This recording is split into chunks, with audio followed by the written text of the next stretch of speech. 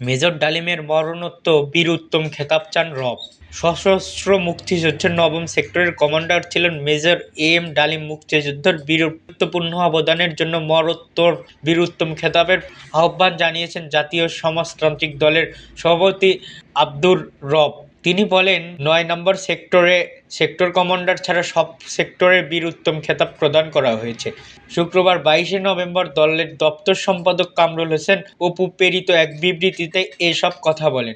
আব্দুর রব বলেন, মেজর ডালিম দেশের অকুতোভয় সাহসী সন্তান, যিনি ব্যক্তি প্রতিষ্ঠান পথে না বাড়িয়ে একটি নিশ্চিত বা নিরাপদ উজ্জ্বল জীবনে ছুঁড়ে ফেলা মুক্তিযোদ্ধার অংশগ্রহণের মাধ্যমে অসীম সাহসিকতার সঙ্গে গুরুত্বপূর্ণ অবদান রেখেছেন। কিন্তু স্বাধীনতার পর খুলনা সীমান্ত দিয়ে দেশের সম্পদ পাচারের তীব্র প্রতিরোধের গড়ে তোলেন। ১৯৭১ সালের ৩১শে ডিসেম্বর মেজর ডালিমকে গ্রেপ্তার করা হয়, কার্যত নজরদারিতে রাখা হয়। তিনি ছিলেন প্রথম রাজবন্দী। ১৯৭২ সালের ২ সেপ্টেম্বর বন্দিদশায় থেকে মুক্তি পান। পরে স্বাধীনতার পর প্রথম রাজনৈতিক দল সমাজতান্ত্রিক দলের সভাপতিত্বের দায়িত্ব নেন তিনি বলেন, মেজর ডালিম দেশপ্রেম, প্রচণ্ড জাতীয়তাবাদী চেতনার বহিঃপ্রকাশের তৎকালীন আওয়ামী লীগ সরকারের স্বার্থহীন মুক্তিযোদ্ধার সংগ্রামী লড়াইয়ের অবদানের ভূমিকা অপরিসীম।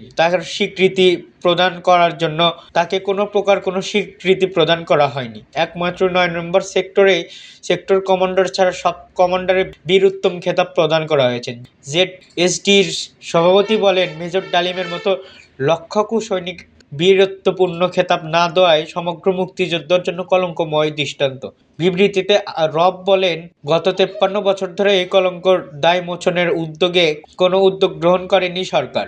এবার ছাত্র জনতার অভ্যুত্থানের মধ্য দিয়ে গঠিত অন্তর্বর্তী সরকারের ন্যায্যতা প্রতিষ্ঠার স্বার্থে মেজর ডালিমকে মরণোত্তর বীর উত্তম খেতাব প্রদান করার দায় মোচন পূর্ব সন্ত্রাস মুক্তি প্রতি পূর্ণাঙ্গ শ্রদ্ধা প্রদর্শন করার আহ্বান জানাচ্ছি।